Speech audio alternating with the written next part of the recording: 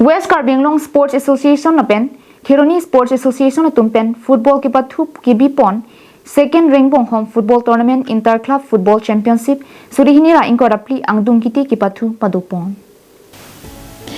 Bangso West Karbi Anglong kasa hin pen chipatir piponsi Khironi Sports Association na tum chirap chitudun pen Khironi High School pathuak lamalong Dongkamukam Sports Association na pen Satgaon Sports Association na tumang bongsi chipho pondo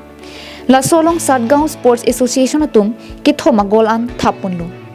Lapen Dongkamukam Sports Association na tum sitame gol isi an chipidonlo Bonta Satgaon Sports Association na tum kithek mucharajo kithom pen chipahai pondo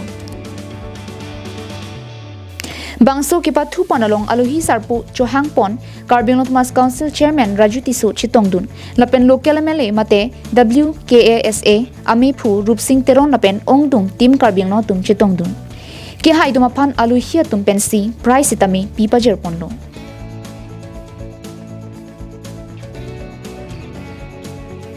Khironi pen Mohan Teron Karbi Anglong live